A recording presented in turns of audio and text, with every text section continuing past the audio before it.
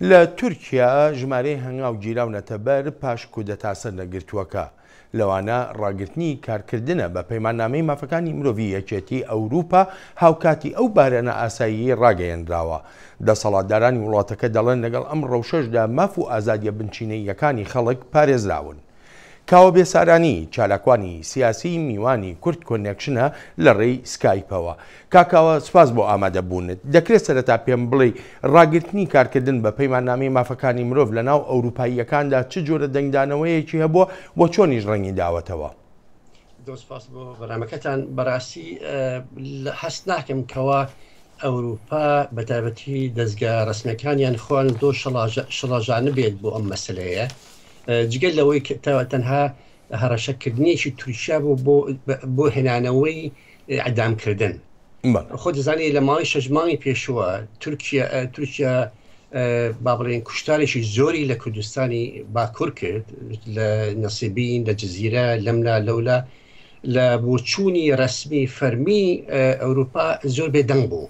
ئەوش ئەگەرێت بۆ بەرژەوەندی خوانکەوە ئەگەرێتەوە تووشە ڕۆڵشی تایبەتی هەیە بووان بە تایبەتی ترساندنی سیاسەتی ئۆردوگان بۆ بەکارهێنانی مەسلەی پەنابەردەکان لەسەر ئەوروپا ترسیشی وادەکردەوە بێدان بن. لێکدانەوەکان و شیکردنەوەکان ئەگەر یارمەتیم بەی زۆرن لەسەر ئەم مەسلەی کودەتایە هەندێک بە سیناریۆی دەزانن هەندێک بە پێچەوانەوە دەڵێن ناکودەتا بووە.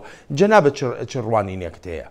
وڵی بەڕێزم ئەگەر سینارەویان کودەتا بێت لە هەردوو ئەوەی کەوا بەلا سەیرە ئەوەی کەوا دۆکو ئۆردوگان وتی ئەم کودەتاوە لە ئاسمانەوە دابازی بۆیان باش ئەگەر لە ئاسمانە دابازە بێت چۆن لە ماوەی دوای 6 سەعات لە کودەتاکە توانی 2754 قازی و حاکم دەرکات چۆن توانی حدودی 15,000 مامۆستا و لە وەزارەتی تربیە دەرکات چۆن توانی 1554 مامۆستای زانگۆ دەرکات چۆن توانێت بە ماژوون تا ئێستا خۆیاوە لە 6,000 کەس یان دەکراون یان چ بێتەوە.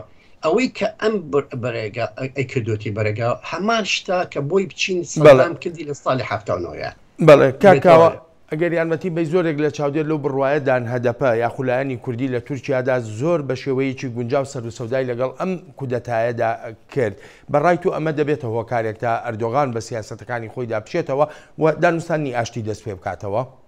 من بڕایانیم چکە سیاسەتی ئۆردوگان و بۆ چون ئۆردوگان ئەو نیەکەوە بتوانێت مەسلەی کوردی و قەیرانی کوردی لە تورکیا بە شێوەیەکی ئاشتی چارسەرکە لەو بڕوایم یەک بە دوای یەکتیای خەریکی گوڵانە دوایێتەوە سەر کورد دوایێتەوە خەریکی سەرباز و جێشی تورکی بخاتە ژێر کۆنتڕۆلی خۆیەوە گوڵام لە ناوبەرێ لەبەرەوە لەو بڕوانیم کەوا بێت و جارێشکە بۆ چوونی دانوستانی ئاشتی دەست پێ بکاتەوە. هەر لەم ڕۆژەی تورکیادا ماڵپەڕی ویکیلیکس ژمارە بەڵگەنامەی بڵاو کردوێتەوە تایبەت بە پەیوەندیەکانی باشووری کوردستان لەگەڵ ئاکپارتی یاخود لەگەڵ حکوومەتی تورکیادا. ئەم ڕەوشەی تورکیا چ جۆرە کاریگەریەکی دەبێ بەسەر باشووری کوردستانەوە زۆر بە کورتی تکایە؟ زۆر پڕمەترسیە زۆر ئەم جارێک کەشکەوە متمانە و مزاقێتی خەڵکەکە بۆ حکوومەتی هەروێن بۆ کوردستان نێشتۆنێ ئەگەر دەوڵەتێکمان هەبێ وڵاتێکمان هەبێکەوە ڕێزی قانون وتیابێ ڕۆژی یاسا هەبێ ڕێزی مۆسات هەبێ پێویستە مدعی دعامی کوردستان مەفرۆضە پەرلەمانی کوردستان کۆ بۆیە دانیشتێکی ئەبەر بۆچنەوەیکی سیاسی قانونی کردایەکەوە مەترسیشی گەورە هەیە لەسەر ئاسایشی کوردستان کەکراوە بەداخەوە ئەو شانە تاسە نەکراوە زۆر جارێشکە متمانەی خەڵکەکەی ئەوەی کە لاوەش زۆر سپاس دەکەم بۆ بەشداریت لە کورد کۆنێکشنی ئەمڕۆ.